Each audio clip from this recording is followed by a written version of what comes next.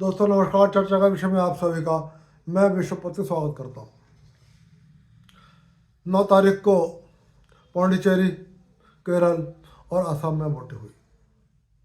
तीनों जगह bumper voting हुई है, लेकिन मैं चर्चा करूँगा कि आसाम में जो बम्पर वोटिंग हुई है आखिर इसके क्या मायने हैं। क्या हेमंत बिश्व शर्मा का मैजिक चल गया? क्या कांग्रेस के आरोपों ने हेमंत बिश्व शर्मा के मैजिक पर पानी फेर दिया? और क्या आसाम में मुस्लिम वोटर ने खेला कर दिया? आखिर क्या संभावनाएं बनती हैं? हालांकि इससे पहले कि मैं आसाम पर बातचीत शुरू करूं, SIR चली रही है पूरे देश में। बंगाल के बारे में आपने पता लग गया होगा। उत्तर प्रदेश में भी फाइनल SIR के बाद फाइनल वोटर लिस्ट जारी हो गई और अब उत्तर प्रदेश में अंतिम रूप से 13,39,44,000 और 792 मतदाता बचे। और उत्तर प्रदेश की वोटर लिस्ट में SIR के बाद 2,06,000 वोट काटे गए। ये वोट वो हैं या तो जो अब जीवित नहीं है, या वो जो अब यहाँ रहते नहीं है, या वो जो कभी रहते थे उनके वोट जुड़े हुए थे। ये सब मतलब फिलहाल ये वोटर मौके पर मौजूद नहीं है। और अगले चुनाव इसी नई लिस्ट से होंगे। लेकिन मेरा ये कहना है कि जब SIR हो गई है, पूरे देश के लिए एक ही वोटर लिस्ट होनी चाहिए। चाहे चुनाव ग्राम पंचायत का हो, चाहे नगर पालिका का हो, चाहे विधानसभा का हो, नगर निगम या लोकसभा का हो। ये जो अंतिम सूची जारी हो रही है, इसी सूची के आधार पर मतदान होना चाहिए। हाँ, इस दौरान कोई नए वोटर बनते हैं या नए वोटर का शहर में आगमन होता है और वो अपना वोट बनवाना चाहते हैं, तो चुनाव आयोग की जैसे कि प्रक्रिया है वो उस प्रक्रिया के हिसाब से उसको सुचारू रूप से आगे रखें। फिलहाल आ जाता हूँ अब आसाम के ऊपर। और आसाम के ऊपर इसलिए आ रहा हूँ, 2021 के विधानसभा चुनाव में आसाम में बहुत बम्पर वोटिंग हुई थी और उस बम्पर वोटिंग का परिणाम था कि वहाँ पर भाजपा की सरकार बनी और हेमंत बिश्व शर्मा आसाम के मुख्यमंत्री बने। एक और खास बात हेमंत बिश्व शर्मा के बारे में कहूँगा और आसाम के बारे में कहूँगा।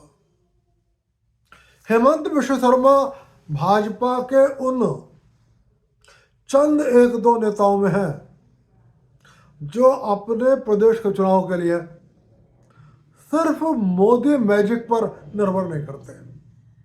उनका अपना वजूद है। जैसे उत्तर प्रदेश के मुख्यमंत्री योगी आदित्यनाथ यदि 2022 का चुनाव जीते हैं तो वो सिर्फ मोदी के नाम से नहीं चुनाव जीते।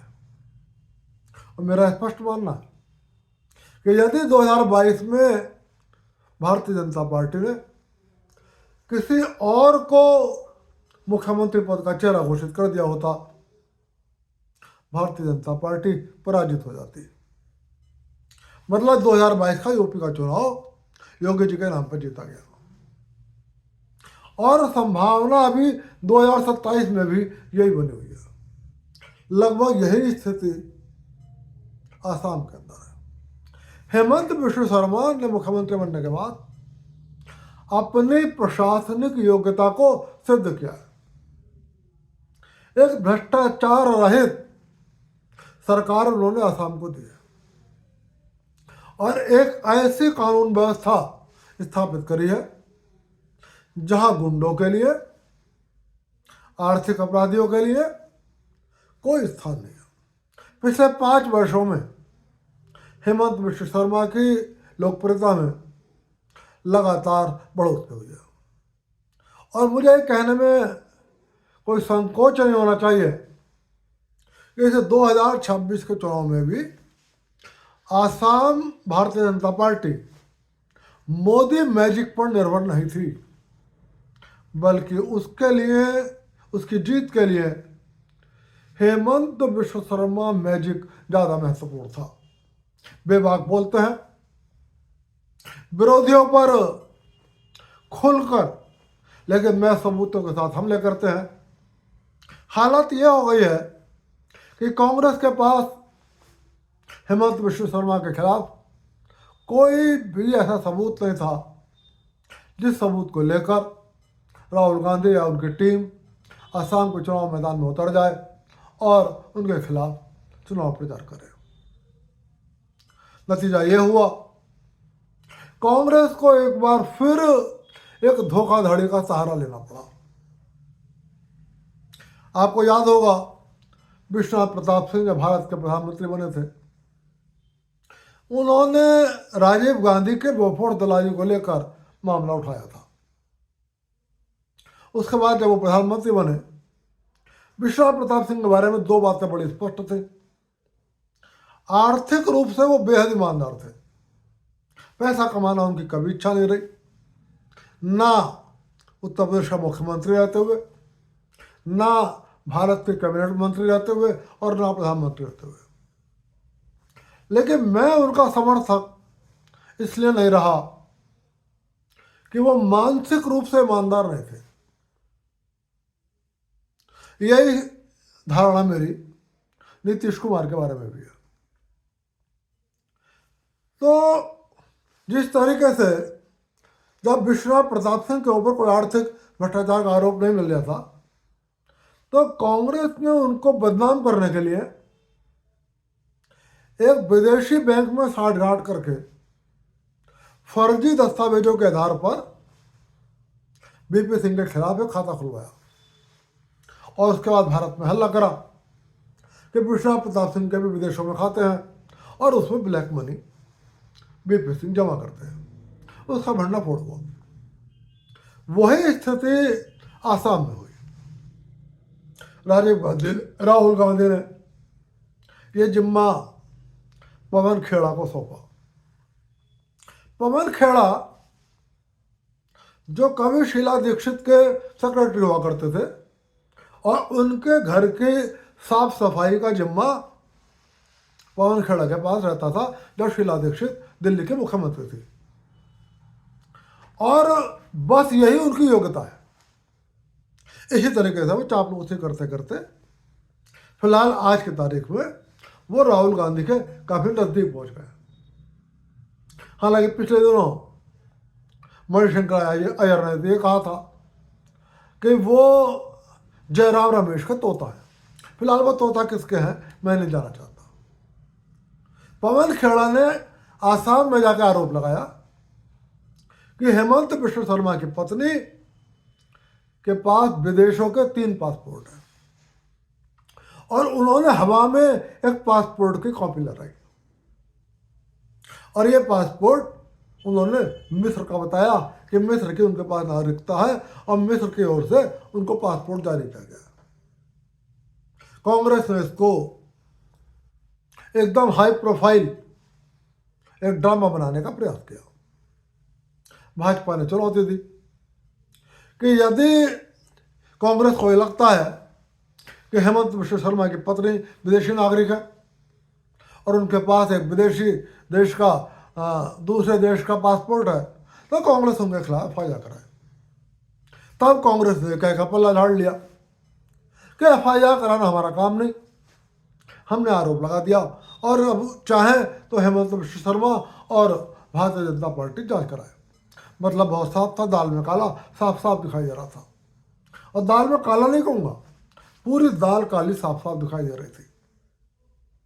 हेमंत विश्व शर्मा चूंकि पाक साफ थे, उन्हें पता था कि मेरी पत्नी भारत के नागरिक है और उनकी पत्नी के पास कोई विदेशी पासपोर्ट नहीं है।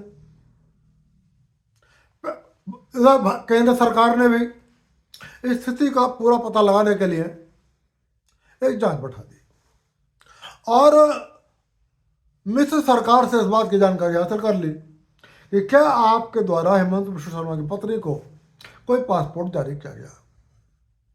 मिस्र सरकार ने स्पष्ट कर दिया कि फर्जी कागज है, हमने ऐसा कोई पासपोर्ट जारी नहीं करा, ना वो हमारी नागरिक है। उधर हेमंत विश्व शर्मा ने असम के अंदर FIR लिखवा दी पवन खेड़ा के खिलाफ।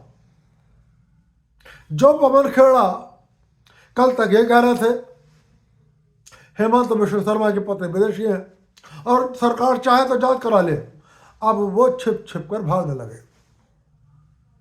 नतीजा ये हुआ, जब FIR हुई, असम की पुलिस दिल्ली में उनकी गिरफ्तारी करने आ गई। कहते हैं वहां से वो एक महिला की साड़ी पहनकर सुप्रिया वो पवन खेड़ा अपने घर से भाग निकले। जब उन्हें पता लग गया था कि असम की पुलिस उनके घर पे आ रही है, उन्होंने भेष बदलने के लिए तत्काल एक साड़ी ब्लाउज पहना और वो एक गाड़ी में बैठकर निकल गए। पुलिस ने देखा कि गाड़ी में महिला जा रही है, साड़ी पहने, साड़ी ब्लाउज पहने बैठी है, इसलिए पुलिस को शक नहीं हुआ और पुलिस ने उस गाड़ी को नहीं रोका। लेकिन बताया ये जाता है, खबरें इस तरीके की हैं कि वो साड़ी ब्लाउज पहनकर पवन खेड़ा भागे थे। अब ये बात झूठ है या ये बात सच है, ये पवन खेड़ा को ज़्यादा अच्छी तरह पता होगी। लेकिन पवन खेड़ा के घर पर वो नहीं मिले। उससे इन अफवाहों को और ज़्यादा मजबूती मिली कि संभवतः वो कोई महिला नहीं थी, शायद वो पवन खेड़ा ही थे। तेलंगाना में कांग्रेस की सरकार है, वो तेलंगाना पहुंच गए और वहाँ पे जाके छिप गए और उन्होंने तेलंगाना के हाई कोर्ट से अपने लिए अग्रिम जमानत मांगी। यदि पवन खेड़ा को अपने आरोपों पर विश्वास था, उनकी बात सही थी, तो उन्हें भागने की जरूरत नहीं थी। और यदि केंद्र सरकार ने जांच करा भी ली थी तो उन्हें सामने आना चाहिए था और अपने सबूत देने चाहिए थे। लेकिन वोटिंग से पहले ये बात बिल्कुल साफ हो गई कि कांग्रेस ने हेमंत बिश्व शर्मा को बदनाम करने के लिए उनकी पत्नी पर झूठे पासपोर्ट होने का आरोप लगाने का एक झूठा प्रयास किया। तो फिलहाल मतदान से पहले ही कांग्रेस के इस आरोप का भंडाफोड़ हो गया। अब सवाल यह है कि जो बम्पर वोटिंग हुई है ये क्या कहती है, और ये बम्पर वोटिंग 2021 से ज़्यादा हुई है। 2021 में सबसे ज़्यादा मतदान हुआ और 2021 में 82.42% वोटिंग हुई असम के अंदर। और तब भी ये कयास लगाए गए कि ये जो इतनी ज़्यादा वोटिंग हुई है ये रूलिंग पार्टी के पक्ष में है या विपक्ष के पक्ष में। परिणाम जब सामने आए तो पता लगा कि भाजपा ने ही चुनाव को जीता। अब जब 2026 की वोटिंग हुई है तो फिलहाल की जो फिगर आई है ये 85.91% है, यानी कि पिछली बार से लगभग 3.5% ज़्यादा वोटिंग आसाम में हुआ है। और अब फिर ये सवाल है कि क्या आसाम का ये बम्पर वोटिंग मोदी मैजिक या हेमंत बिश्व शर्मा के मैजिक की दहाड़ बोल रहा है, या इस बार आसाम के अंदर मुस्लिम मतदाताओं ने कोई खेल कर दिया। क्योंकि मुस्लिम मतदाता बहुत तेजी से आसाम में बढ़ रहे हैं। आसाम के अंदर बांग्लादेशी घुसपैठियों की संख्या बहुत ज़्यादा है और जब कांग्रेस की सरकार आसाम में थी तो उसने बांग्लादेश के नागरिकों को न केवल भारत की नागरिकता प्रदान करी, उनके आधार कार्ड बनवाए, उनके वोटर कार्ड बनवाए, उनके राशन कार्ड बनवाए और उनको वो सारी सुविधाएं दी जो भारत के नागरिक को मिल रही थी या नहीं मिल रही थी। क्योंकि कांग्रेस को हमेशा ये लगा कि ये जो बांग्लादेश से मुसलमान भारत में आ रहे हैं ये उसके पक्के वोटर हैं। यदि मैं 2011 की जनगणना की बात करूं तो 2011 की जनगणना में आसाम के अंदर 61.44% हिंदू वोट था, जबकि 2011 की जनगणना के अनुसार आसाम के अंदर 34.22, 34.22 मुस्लिम वोट था।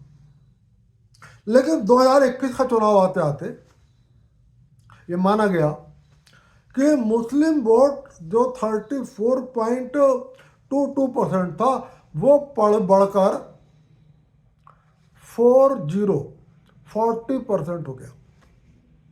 और अब जब 2026 का चुनाव हो रहा है तो सांख्यिकीविदों का यह मानना है कि अब मुस्लिम वोट तेजी से बढ़ता हुआ 42% हो गया।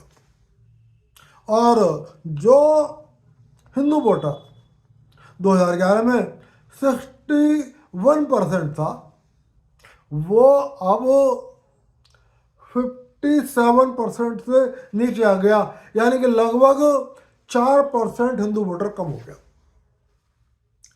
और चूंकि आसाम में 42% मुस्लिम वोट होने की संभावना हो गई थी, तो आसाम का जो मुस्लिम मतदाता था, जो मुस्लिम लीडरशिप थी, उसको ये लगा था कि अब हिंदू वोट कांग्रेस और भारतीय जनता पार्टी के बीच में बढ़ जाएगा। और यदि कांग्रेस ने 10 से 15% वोट भी हिंदू वोट काट लिए तो मुस्लिम दल अपने भरोसे आसाम में एक मुस्लिम सरकार स्थापित कर सकते हैं। और आसाम में यदि मुस्लिम सरकार स्थापित हो जाती तो इसका मतलब देश में एक नया अलगाववादी आंदोलन और भारत के एक और विभाजन का प्रयास। हेमंत बिश्व शर्मा ने पुरजोर तरीके से बिना किसी लाग लपेट के इस फैक्ट्स को असम की जनता के सामने रखा और कांग्रेस के हिंदू नेताओं से भी कहा कि आज आपकी निगाह, आज आप भले ही अपनी अपनी सीटें जीत जाओ, लेकिन यदि हिंदू वोटर का डिवीजन इस तरीके से हो गया और आसाम में यदि एक मुस्लिम सरकार बन गई तो हिंदू जो भाजपा के हिंदू हैं उन्हें तो छोड़ना ही पड़ेगा, लेकिन आपको भी आसाम छोड़कर भागना पड़ेगा। जिस तरीके से 89-90 में जब कश्मीर के मस्जिदों से ऐलान हुआ था हिंदुओं कश्मीर छोड़ो, तब जो कश्मीरी पंडित कांग्रेस पार्टी के नेता हुआ करते थे उनके घरों को भी आग लगाई गई, उनके घरों को भी लूटा गया, उनकी बेटियों के साथ भी बलात्कार हुआ था। जो कश्मीरी पंडित या और हिंदू नेशनल कॉन्फ्रेंस के नेता हुआ करते थे उनके घरों को भी लूटा गया और उनकी बेटियों के साथ भी बलात्कार हुआ था। तो हेमंत बिश्व शर्मा ने साफ साफ कहा कि जीवन और मरण का प्रश्न है। यदि आसाम को सुरक्षित रखना है तो राजीव गांधी, राहुल गांधी जो विदेशी ताकतों के एजेंट जैसा व्यवहार कर रहा है, जिसकी भारत के प्रति निष्ठा संदेहास्पद हो गई है, क्योंकि वो जब भी चाहे अमेरिका की धरती पर हो, चाहे ब्रिटेन की धरती पर हो और चाहे थाईलैंड या जर्मन की धरती पर हो, वो भारत के खिलाफ जहर उगलता है। और जब भी वो भारत के अंदर होता है तब भी वो भारत के खिलाफ जहर उगलता है। तो हेमंत बिश्व शर्मा ने कांग्रेस के हिंदू नेताओं को ललकारा कि यदि कश्मीर वाला हाल नहीं चाहते हो तो अपनी अंतरात्मा से पूछो। नतीजा ये हुआ कि चुनाव से पहले कांग्रेस के तमाम बड़े बड़े नेता जो हिंदू नेता थे वो कांग्रेस छोड़कर भाजपा में शामिल हो गए। हाँ, गौरव गोगोई कांग्रेस के अंदर बने रहे। क्यों बने रहे ये आप सबको पता होगा, क्योंकि निष्ठा संदेह के घेरे में है। उनकी पत्नी पर बेहद गंभीर और बेहद संगीन आरोप है, और यदि उनकी पत्नी पर आए गए आरोप झूठे होते तो जिस तरीके से हेमंत बिश्व शर्मा ने FIR लिखवाई, उसी तरीके की FIR गौरव गोगोई भी लिखवा सकते थे, लेकिन उन्होंने नहीं लिखवाई। तो गौरव गोगोई की अपनी मजबूरी है, इसलिए वो कांग्रेस के अंदर बने रहे। तो अब सवाल यह है कि जो बम्पर वोटिंग हुई है, क्या हेमंत बिश्व शर्मा ने जो कॉल दी थी हिंदुओं को कि जीवन में मरण का प्रश्न है, और चाहे तुम आसाम में के कांग्रेस असम कांग्रेस के नेता हो या किसी और असम के दल के नेता हो, यदि आसाम के अंदर गुवाहाटी के अंदर एक मुस्लिम सरकार बैठ गई तो परिवारों को सुरक्षित रखना आसान नहीं होगा। क्या उसका असर हुआ? और इस वजह से आसाम में एक बार फिर 2021 के रिकॉर्ड को तोड़कर और उससे 3.5% बढ़कर बम्पर वोटिंग हुई है।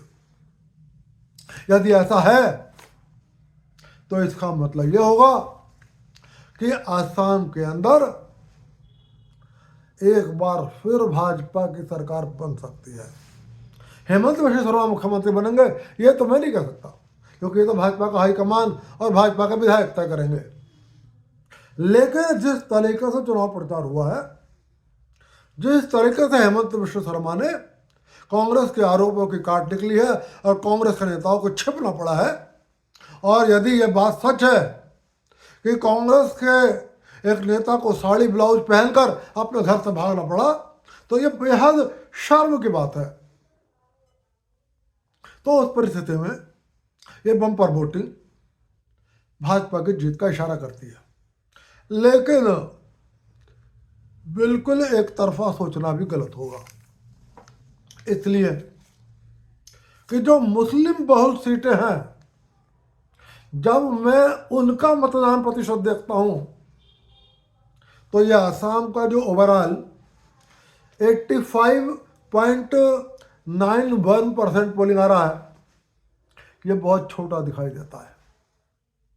बहुत ज़्यादा मैं सारी विधानसभाओं का लगभग, हालांकि मैंने 7 विधानसभाओं का वोटिंग परसेंटेज निकाला है जो मुस्लिम बहुल है, लेकिन 3 बता रहा हूँ। एक है जालेसर विधानसभा, यहाँ मुस्लिम मेजॉरिटी है और यहाँ पर वोटिंग हुआ है 94.3%, जबकि आसाम का वोटिंग कितना है 85.91%। यानी कि जालेसर में आसाम के एवरेज वोटिंग से 8% ज़्यादा वोट, 8% ज़्यादा वोटिंग हुई है। ऐसे ही एक और सीट पे लेके चलता हूँ आपको, मनकाचार, ये भी मुस्लिम बहुल सीट है और यहाँ पर जो वोटिंग हुई है 94.08%। ये भी जब मैं आसाम के एवरेज से बात करता हूँ तो 8 से ज़्यादा परसेंट पोलिंग मनकाचार में हुआ है। मतलब आसाम के एवरेज से 8% ज़्यादा जालेसर में हुआ, 8% ज़्यादा ही मनकाचार में हुआ। और जब मैं तीसरी सीट की बात करता हूँ गोल्फगंज, तो यहाँ पर भी एवरेज वोटिंग हुआ है 93.42%। यानी कि यहाँ पर भी 7% से ज़्यादा आसाम के एवरेज पोलिंग से ज़्यादा यहाँ वोटिंग पड़ी है। तो बिल्कुल इस बात की गारंटी भी नहीं है कि आसाम में कोई हिंदू सरकार बन जाएगी। क्या आसाम में मुस्लिम्स ने खेला कर दिया? यदि ये 42% मुस्लिम सड़क पर पूरी तरीके से आ गया है और हिंदुओं में ऐसा मतदाता था जिसने सोचा मेरे एक वोट से क्या असर पड़ेगा, क्यों जाऊँ मैं वोट डालने, जिसने सोचा कि आज छुट्टी का दिन है, चलो आज कहीं पार्टी कर लेते हैं, कहीं पिकनिक मनाई जाते हैं, किसी रिश्तेदार के चले जाते हैं। यदि ऐसा हुआ होगा